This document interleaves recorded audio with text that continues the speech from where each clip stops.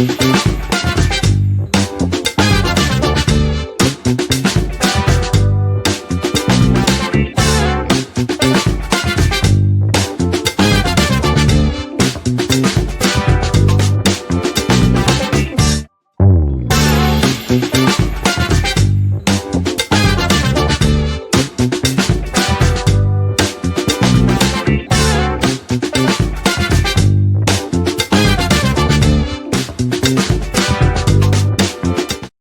guys, welcome back to Puhunan Power Podcast. We walk the talk, giving people hope amidst trying times with small actions yet powerful impact. This is your host, Julia, aka ang Pinay #Pusong Entrep. Empower! Ito nga Madeo, nag-start siya as a sort of inspiration, knowing that madaming halaman. So, nung nakita namin to, wala pa talaga, magkakaroon tayo ng possibility. And yung small things na ginagawa natin, those are all rooms for success. So, nakikita na natin yung kasipagan din natin. So, dun pa lang dapat tayo nagsisimula. And siguro another thing is, dapat naka-mindset na sa atin na ito yung gusto natin.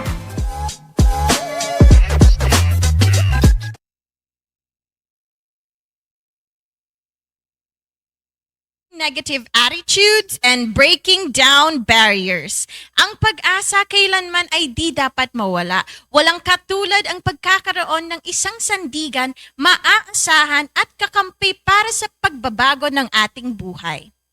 Sa pamamagitan ng Puhunan Power at #Pusong Entrep at ang palapit na Pinoy Entrepreneur Fund, pag-asa at tagumpay natin lahat ang isinasa puso namin. Ito ang liham pag-ibig namin sa inyong lahat, lalo na sa ating macro and small businesses. Let us all move forward.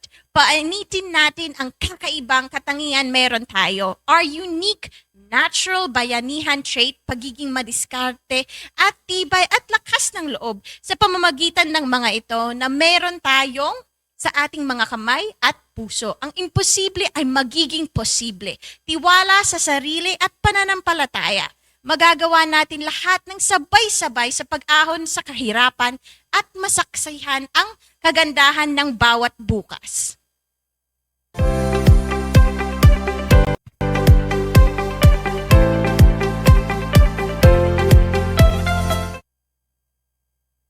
Samahan niyo kami saksihan ang panibagong inspirasyon at kwento ng buhay ng isa naman nating kapatid na aabutin ang kanyang pangarap sa pamamagitan ng #Pusong Entrep. Hindi hadlang ang kawalan ng edukasyon, uri ng kasarian at relihiyon at kalagayan sa buhay. Don't define anyone for what the eye can merely see. We talk to people, we feel them, and taking actions right away. Samahan niyo kami makilala ang ating mga contestants at ang ating ikalawang certified #Pusong Entrep winner.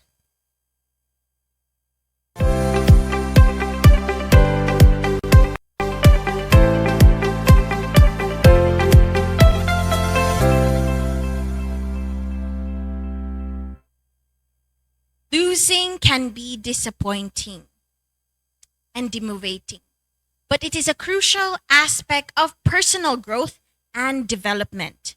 It teaches us to be resilient, to learn from our mistakes, and to persevere in the face of adversity. It also helps us to develop a growth mindset where we see failures as opportunities to improve and become better. Halt from giving yourself the room for negativity. Never, ever give up.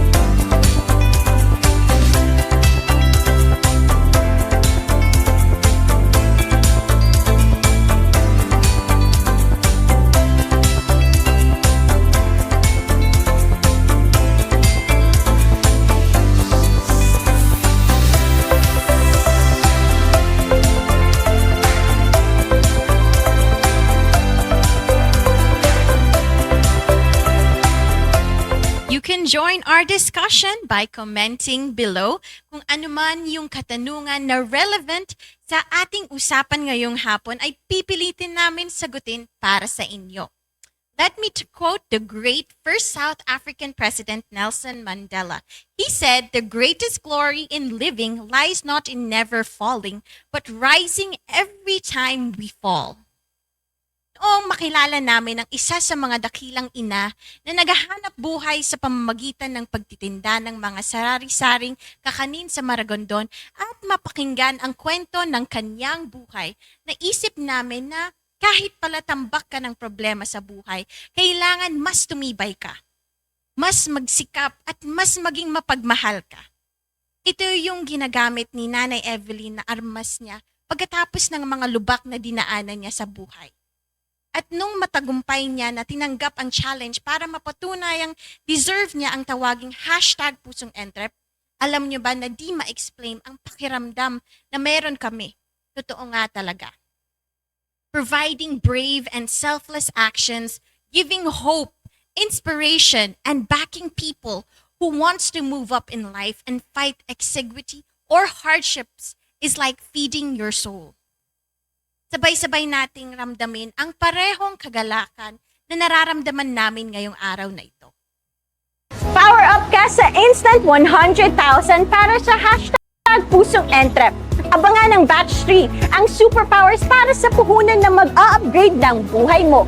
Narito na ang mas pinabonggang 100,000 para sa iyo. Di ka pa ba sasali? Tara na, join na!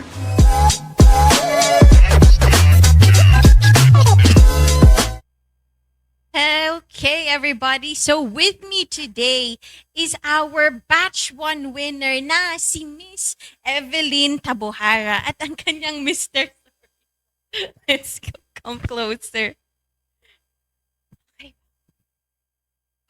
So how are you feeling today po? How have you been since the last time that we've had the discussion po? Okay lang naman po. Masaya po ulit ako at nakabalik po. Puhunan power Unang po. power po. Okay. So, Ma'am Evelyn, tanong ko lang, paano po yung, or how po yung naging effect yung ng #PusongEntrep na naging winner ka po? Tapos, how did it help you for your business? Sa akin po, naging maganda po yung sa akin, naging tulong po para sa akin yung pagkapanalo ko sa PusongEntrep kasi po yung dating pangit kong tindahan, ngayon po inapakayos ko na at saka nadagdagan po yung ibang mga paninda ko, yung katulad. Basta po yung marami. Tapos ang inano ko po, dadagdagan ko po ng sari-sari store yung akin. So, based nga din po dun sa mga bago. Sobrang ganda ng presentation. Then, it's beautiful po. So, paano po siya think of some more of these ideas po? Kasi ma'am, yan po, dati na namin talagang hanap po ng kabila. Namin siya nagagawa. Ngayon po, nung nagkaroon ako ng dagdag po, nagawa na po. Thank you so much talaga. So, after 6 months, everyone, you will now see again Miss Evelyn Tabohara, including our other six winners from our #PusongEntrep that will all be here on the finale or the final part of our #PusongEntrep. So, Miss Evelyn, meron ka po or words of wisdom po pag-upgrade ng business? Po sa aking mga kapwa tindera, mag-try lang po kayo dito sa #PusongEntrep. Gayahin niyo po ako, lakasan lang po ng loob ang lagi ko sinasabi, lakas lang po ng loob para po tayo ay magkaroon ng dagdag puhunan at tayo para makatulong sa ating pamilya. Ikaw naman, sir, may gusto ka po bang sabihin? May gusto ka po bang i-shout out sa mga viewers natin? Shout out po sa mga nanonood ng PusongEntrep. Tuloy-tuloy lang po ang panonood. Maraming salamat. Okay, so thank you so much po.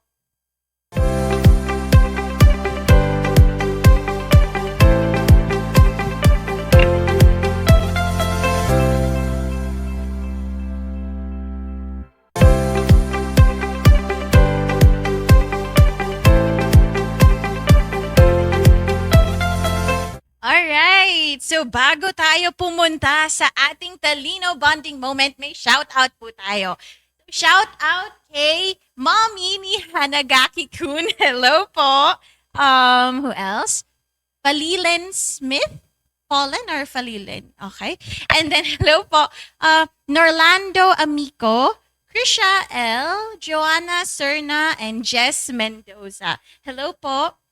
Meron pa? Okay, si Jane Auditor Furog. Hello po. Hello everyone.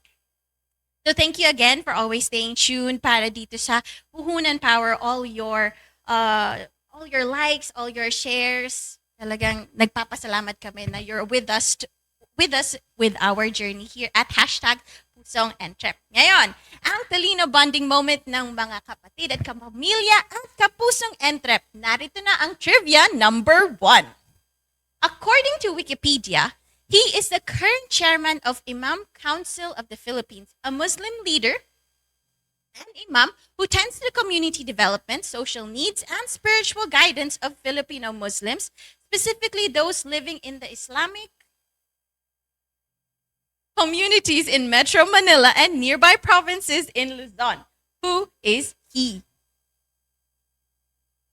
Isa shout out din po tayo sa overseas Filipino workers in the Middle East, USA, Canada, Malaysia, Singapore, Denmark, and the UK na patuloy po sa pagsusuporta sa pamamagitan ng panood natin ng podcast every Wednesday and Fridays.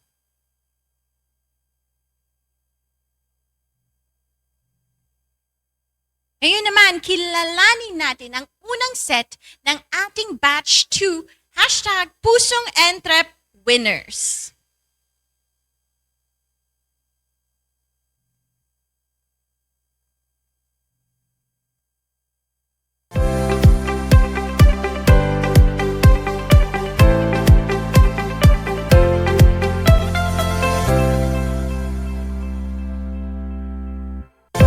Si Romeo Senado, isang ice cream vendor na gusto pang i-expand ang kanyang business upang ito ay mas mapalago pa at mas makatulong pa sa kanyang paghahanap buhay.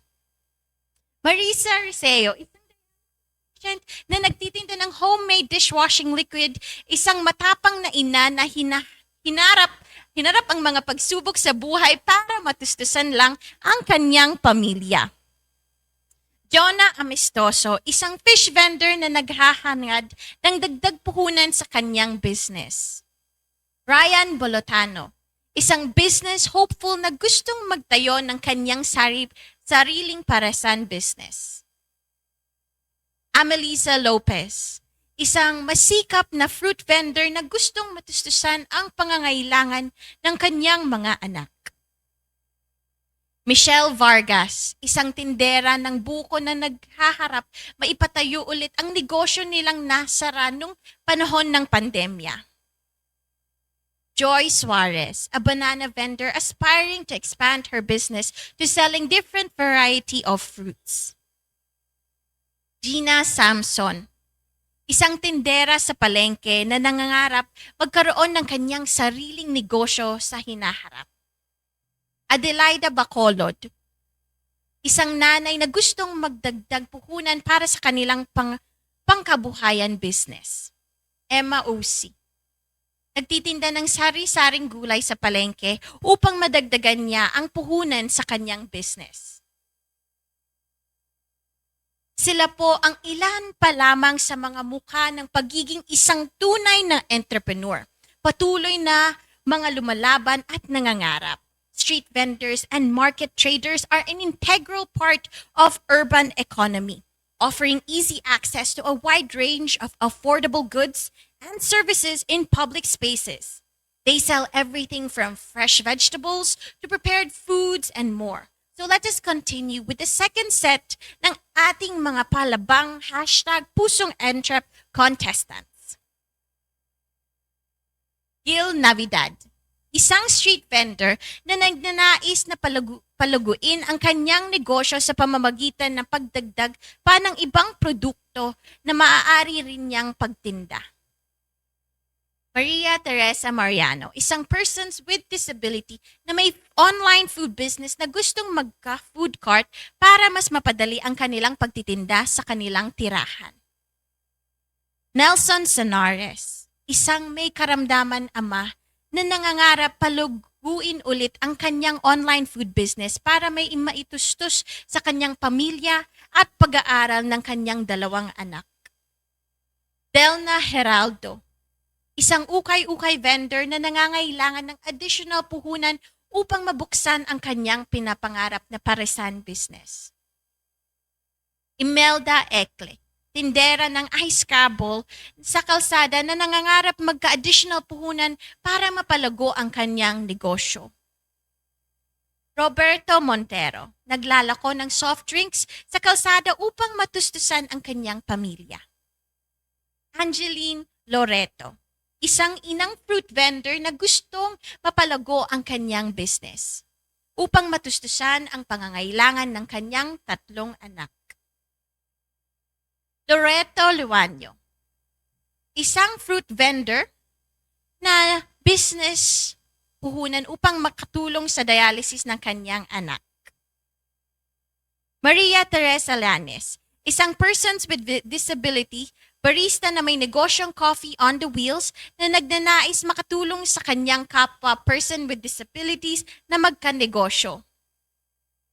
Isang Mars Babaw, isang person with disability na gustong ipagpatuloy ang kanyang e-load business upang makatulong sa kanyang pamilya. Lahat ng ating mga contestants ay equally na talagang nagpapakita ng pagkakaroon ng pag-asa at grit para sa kanilang mga pangarap na pag-ahon sa buhay at pagmamahal sa kanilang ginagawa. Kaya ituloy naman natin ang pagpapakilala sa ating last set of contestants. Sila ay si Apheldelin Babaw, isang poultry business owner na gusto pang i-expand ang kanyang negosyo. Jabar Sarif, isang street vendor na gustong magkaroon ng sariling pwesto upang hindi na siya maglako at magpalago pa niya ang kanyang negosyo. Ronnie Peña, isang fruit vendor mula sa Dasmariñas, Cavite, na gustong magkaroon ng sariling pwesto at madagdagan ng maraming variety ng kanyang paninda. Mary Jane Apaw, isang single mother na nagtitinda ng mga prutas upang maipagamot ang kanyang may sakit na anak. Glenda Lordan, may-ari ng isang kainan sa palengke na nangangarap na madagdagan ang kanyang puhunan upang mapagtapos ang suportahan niya ang kanyang 8 anak. Edita Arevalo, isang senior citizen na fruit vendor na gustong madagdagan ang kanyang puhunan para pangtustos sa kanyang pagpapagamot. Chona Bantilan, isang masikap na nanay na nagpupursige magtinda ng kakanin upang mapagtapos ang kanyang mga anak sa kanilang pag-aaral.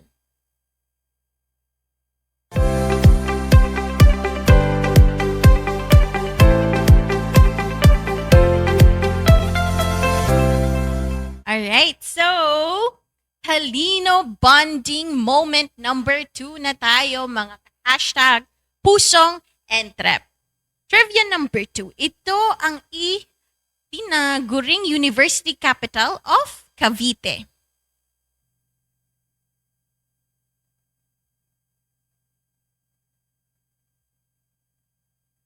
So may shout out po ba tayo?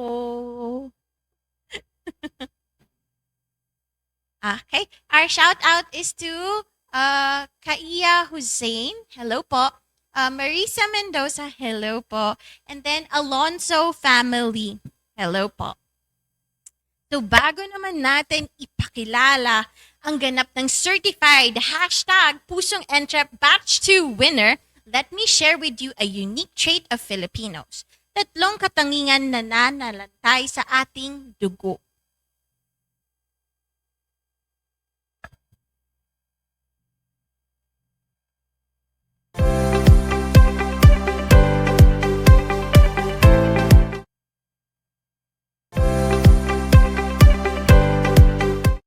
These cultural cultural roots play a significant role in shaping Filipino entrepreneurs. This is the reason why success is not far from our reach. Ang mga ito din ang tatak ng pagiging isang tunay na Pinoy. First is bayanihan, uniting people for collective success. Bayanihan is a Filipino term that represents the spirit of collaboration and collective action. It emphasizes the importance of working together and supporting each other to achieve greater success.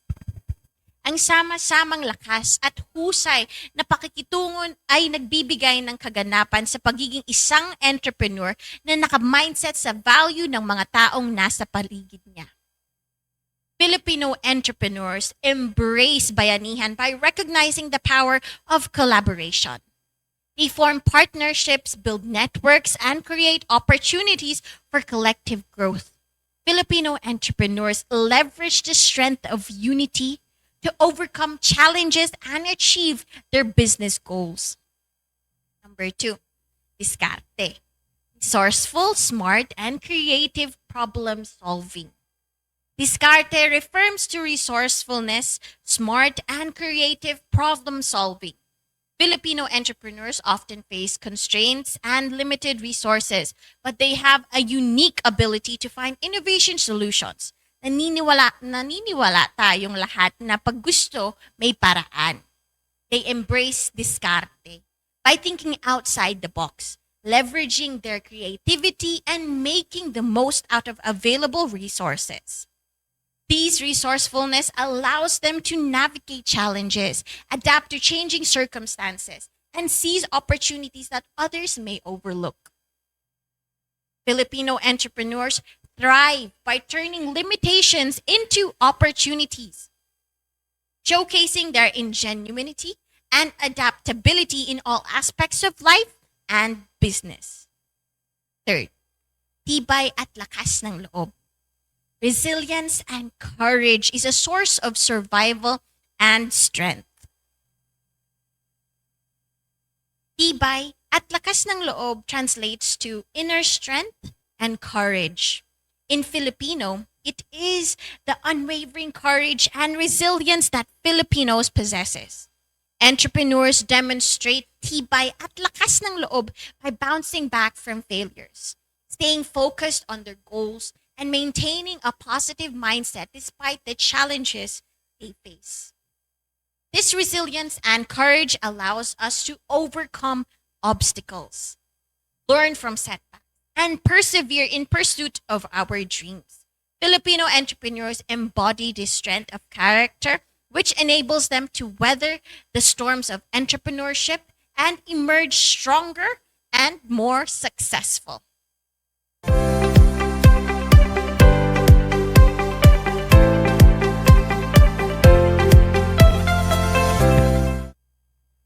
Yan ang ating power traits na tunay nakaka-proud bilang isang Pinoy.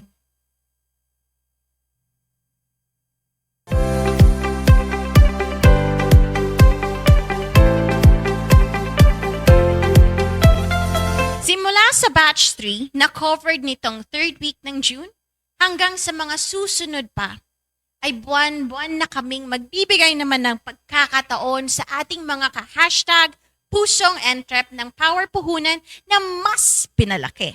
100,000 pesos is now at stake. Para sa mananalong entrepreneur, pinalaking pag-asa, pinalaking pagkakataon, at pinalaking puhunan para sa inyo. Power up ka sa instant 100,000 para sa hashtag pusong entrep. Abangan ng Batch 3, ang superpowers para sa puhunan na mag-a-upgrade ng buhay mo. Narito na ang mas pinabonggang 100,000 para sa iyo. Di ka pa ba sasali? Tara na! Join na! Yun naman sa trivia number 3. In 1966, President Lyndon B. Johnson issued a proclamation that recognized the day, and it became a national holiday in 1972 when President Richard Nixon signed legislation designating the third Sunday of June as what?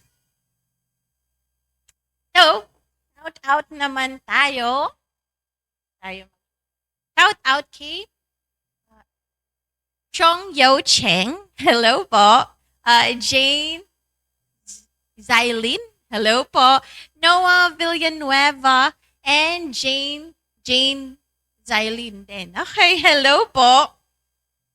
So sa lahat naman na dakilang ama at tumatayong ama at haligi ng tahanan, Happy Father's Day po sa inyong lahat at lalong-lalo nasa ama ng MRMP, which is Mr. Summers Wookie.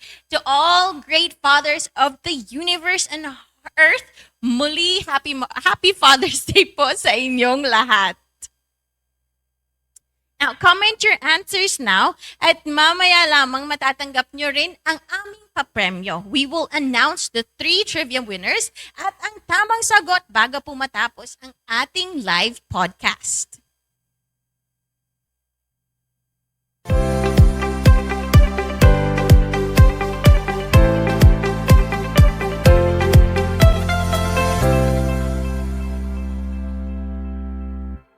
Ito na ang pinaka-exciting na part ng ating episode ngayong hapon. Ito na rin ang magpapataba sa puso nating lahat at syempre magsisilbing inspirasyon para sa nakararami ang ating hashtag PushSongEntrep Batch 2 winner.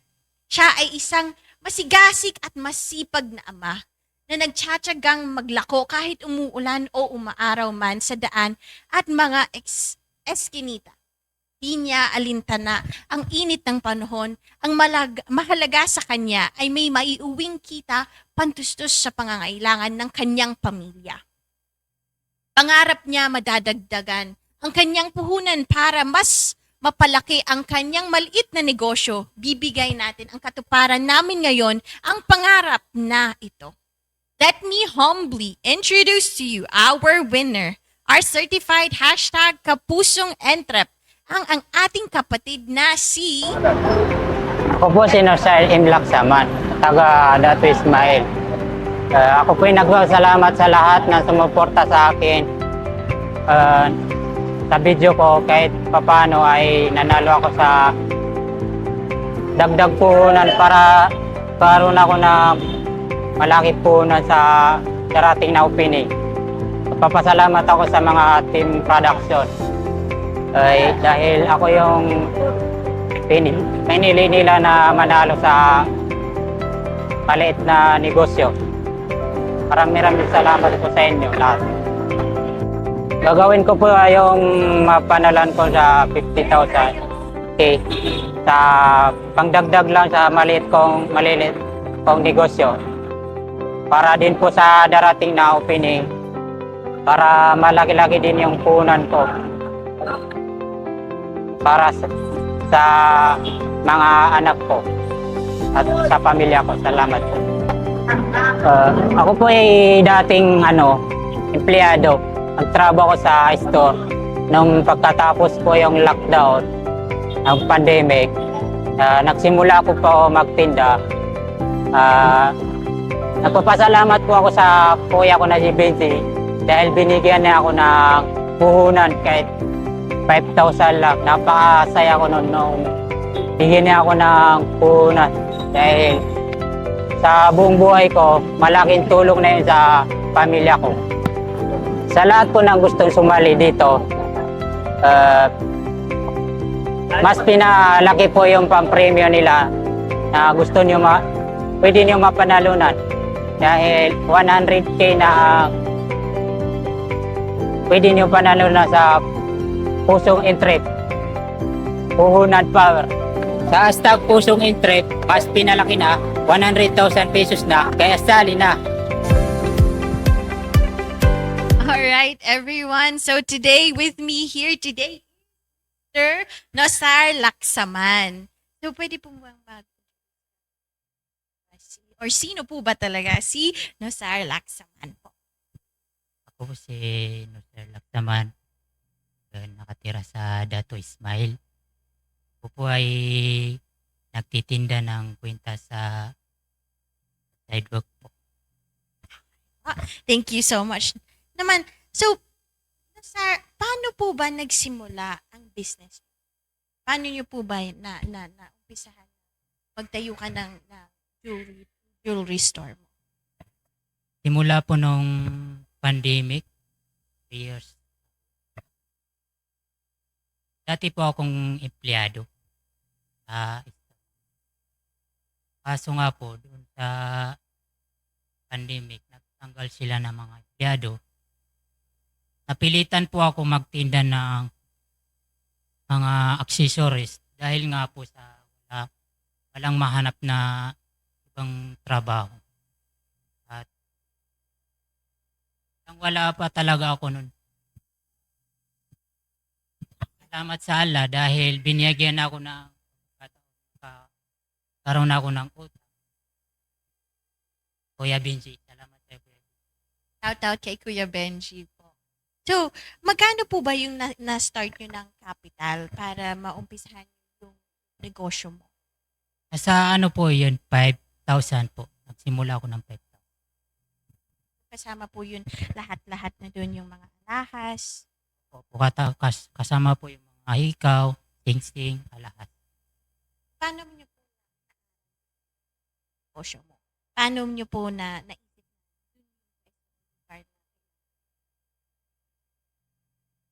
Una po, tiningnan ko po yung mga pwesto kung may kaparehas ba sa paninda ko.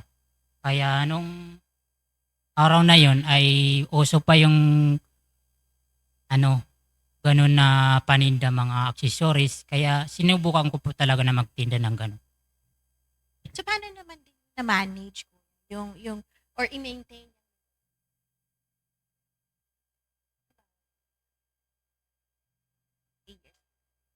Paano mo na-maintain? Tuloy-tuloy. Meron ka bang secret? Paano mo Ipon lang ko. Pag halimbawa, makabinta ako ng 2,000, ibali yung punan ko dun, yung 1,000, tubo ko dun, 1,000. Ay, tabi ko lang muna yung sobrang tubo ko, kaya diretso na ipamimili para dumami po yung. Ano po ba yung paraan para sa negosyo mo? Simple lang po, magkaroon ako ng sarili kong pwesto para hindi na po ako mahirapan sa labas kasi sobrang init.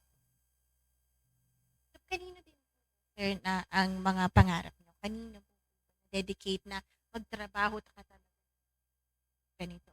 Para po sa pamilya ko kasi galing po ako sa mga anak ko po. So much po. So ano naman po yung pwede nyo pong sabihin, ang inspiring words naman na pwede niyang sabihin or ibahagi sa ating mga audience na gustong mag-entrepreneur pero natatakot pa? Para sa akin po, ibabahagi ko po sa mga entrepreneur kapwa ko na kahit maliit man tuloy lang po yung basta para sa pamilya natin, kakayanan natin, basta wag lang sila magutom. At sipag lang at tiyaga lang. So thank you so much, Mr. Nosar Laksaman. Ito naman po yung heke natin.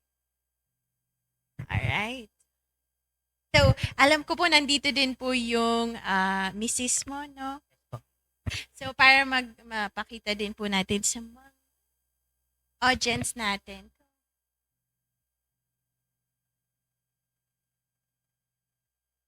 Nakikita mo?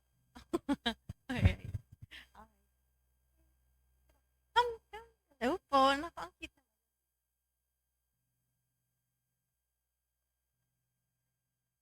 Yes, gitna. Misis.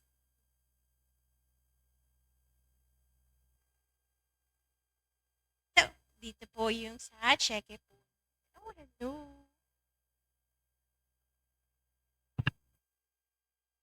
Sa camera. Okay.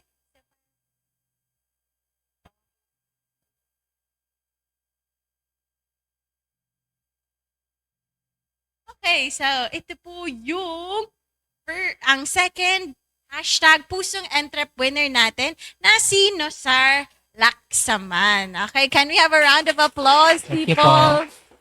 Okay, so, hello. Alright, so, Anong tawag yan? So, thank you so much everyone sa mga sumuporta po kay Nusarlax naman, sa mga pag-share nyo, pag-like, and pag-follow din sa community natin. Thank you so much. May gusto po ba kayong i-shout out or sabihin sa mga tumulong din po sa pagla-likes? Shoutout po sa mga pamilya ko, saka sa mga kamag-anak ko, saka mga sa relat. Sa lahat ng mga kaibigan ko, shoutout po sa inyo lahat. Sa lahat po ng tumulong sa pag-follow and pag-like sa video ko. Salamat po. Maraming. Thank you so much po.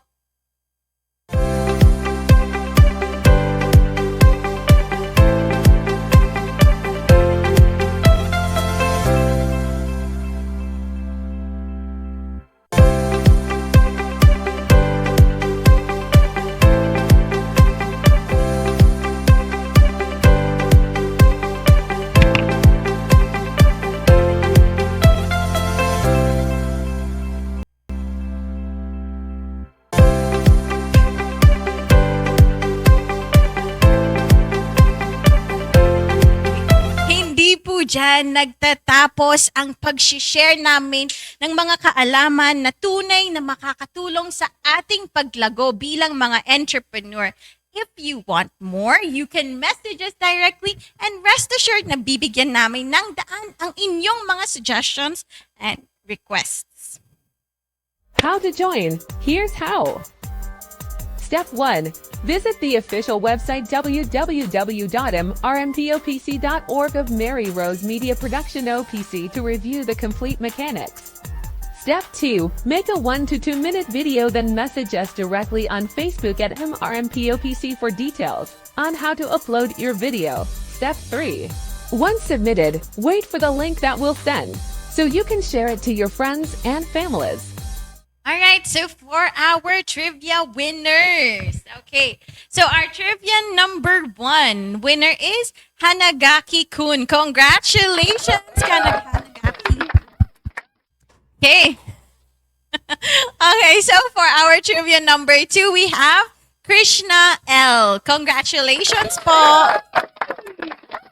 For our trivia number 3, we have Michael Hagonoy. Congratulations po.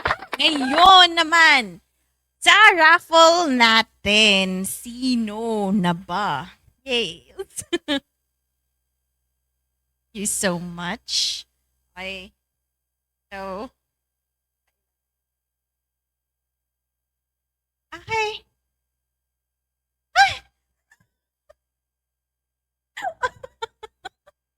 Okay. So, our winner is Hanagaki-kun. Congratulations. Second winner. 2 times winner. Alright, so pero bakit nga ba at paano sumali sa hashtag Pusong Entrep? Pandagdag puhunan power na 100,000 pesos. Kung paano ang mechanics para makasali sa hashtag Pusong Entrep 50,000 ay ganun din at walang pagbabago. Kaya napakadali pa rin yung sumali.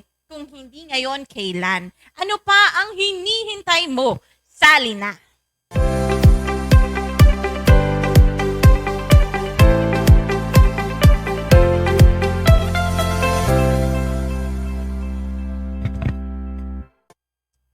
The great aim of knowledge and education is putting things into action.